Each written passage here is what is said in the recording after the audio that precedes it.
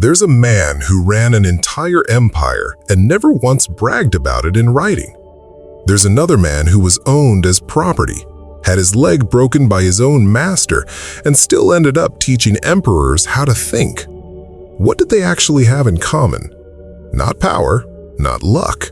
It was something almost embarrassingly simple. They learned how to shut up and look inward. And honestly, that one skill did more for them than any army or any title ever could. Hey, welcome back to Mindset Archives. If this is your first time here, good. You picked a decent day to show up. If you've been around a while, you already know we don't do fluffy self-help talk here. We dig into old, dusty philosophy and drag it into your actual life. And today's topic is going to bother some of you a little, because we're talking about silence and self-focus. Two things modern life basically trains you to avoid. Think about yesterday for a second. Just yesterday. How many opinions did you throw out that nobody asked for? How many times did your thumb open an app before your brain even decided to? Most of that stuff, you won't remember it existed a month from now. That's not a coincidence, by the way. Somebody designed it that way. Your attention is basically the last valuable thing you fully own, and every app on your phone is fighting to steal a piece of it. Marcus Aurelius wrote something almost 2,000 years ago that reads like it was written last Tuesday. He said you have power over your mind, not over outside events. And once you actually understand that, you find real strength. Reflectively, nobody handed him that wisdom.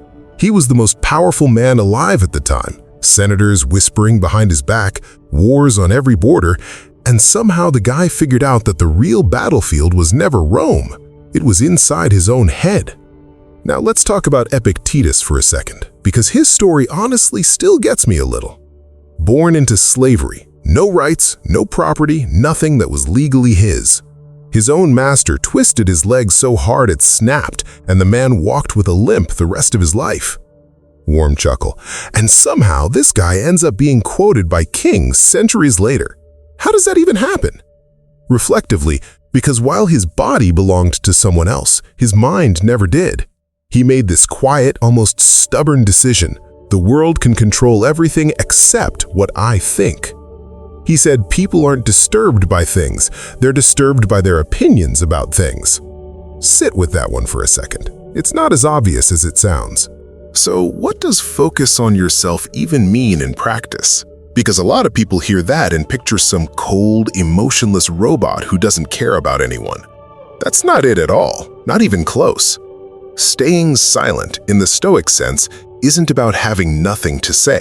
It's about understanding your words actually cost something, and you don't spend them on garbage. Seneca used to write letters to his friend Lucilius, and honestly, the man was almost obsessed with this idea.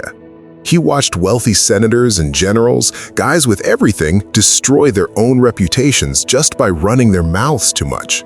He wrote back once telling him to retreat into himself, to keep company only with people who make him better, and to remember that teaching someone is also a way of learning.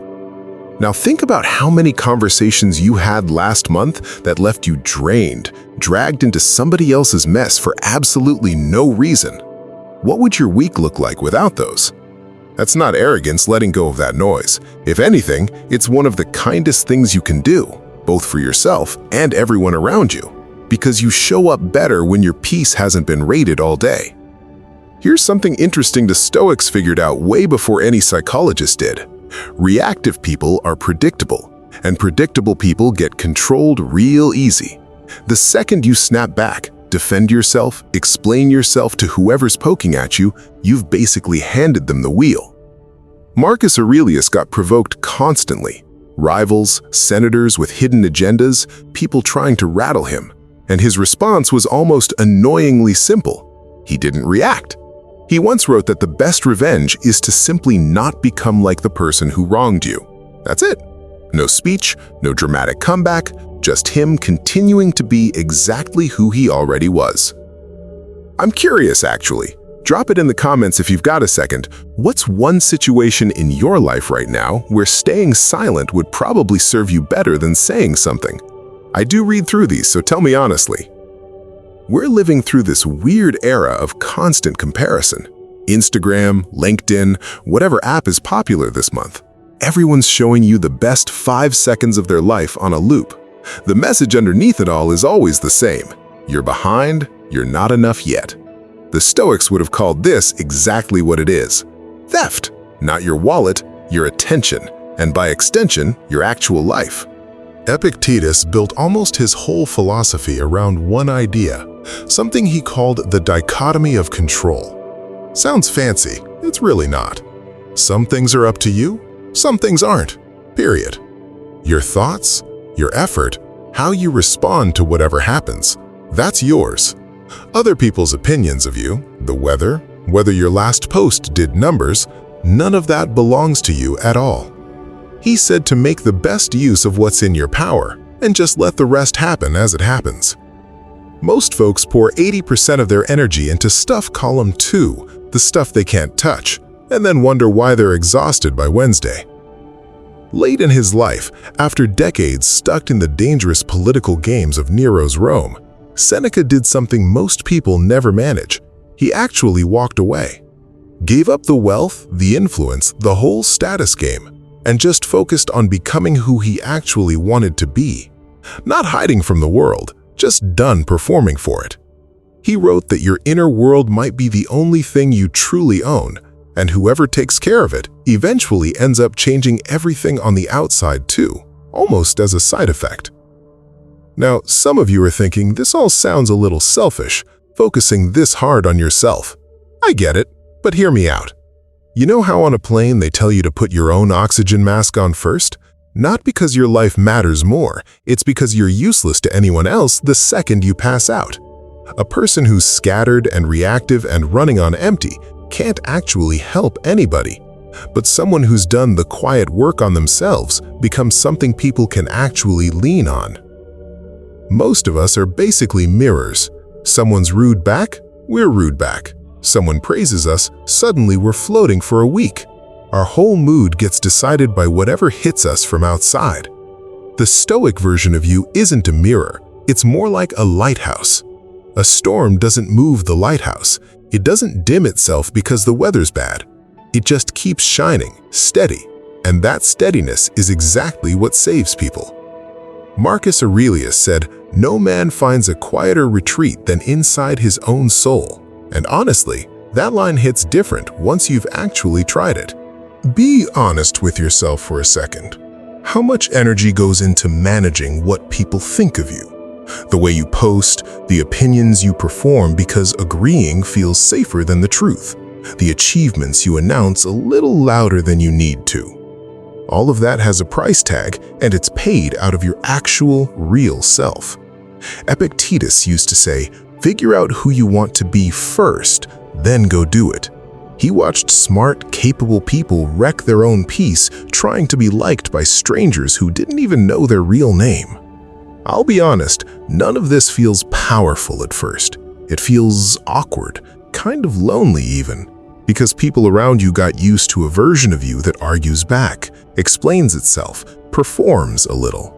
When you stop, some people get confused. A few might even push harder just to get a reaction out of you. Let them. Because underneath, something shifts. Your anxiety starts easing up. Not because your problems vanished, but because you stopped fighting wars that were never yours in the first place. Your focus sharpens once you're not leaking attention into everything that demands it. Weirdly, your relationships get deeper too, because the people you keep close now get the real version of you, not the performance. So here's something practical, if mornings work for you. Don't touch the phone for the first 20 minutes you're awake. No messages, no scrolling, nothing. Just sit. Maybe write down who you want to be today, one thing you're grateful for, and one thing actually in your control you'll act on.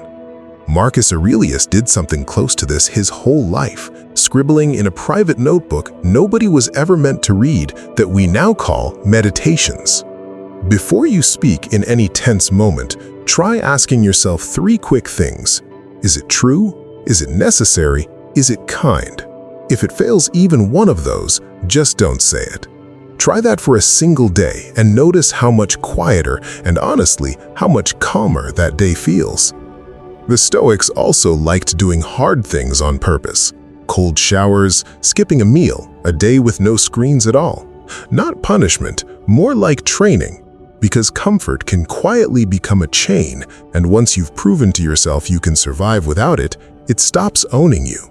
And every evening, just ask yourself where you lost your temper today, where silence would have served you better, where you looked outside for something you should have found in yourself. Not to beat yourself up over it, just to know yourself a little better than you did that morning. Almost 2,000 years ago, a man in chains changed how emperors thought. Another man ran an entire empire while quietly wrestling his own character in journals nobody was supposed to see. A wealthy advisor walked away from everything just to become who he actually was. None of them had a phone buzzing in their pocket, and yet the war they were fighting for their own mind, their own peace, is the exact same one you're fighting today. Focus on yourself, not selfishly, just deliberately. Stay quiet, not forever, just strategically. And save your words for the moments that actually deserve them. If any part of this got under your skin a little, do me a favor, hit like. It genuinely helps this reach people who need to hear it. And subscribe to Mindset Archives if you haven't yet. We're building something here worth sticking around for. Share this with one person who might need it today, because sometimes the most stoic thing you can do for someone is just quietly hand them this idea and let them figure out the rest. Stay quiet, stay focused. I'll see you in the next one.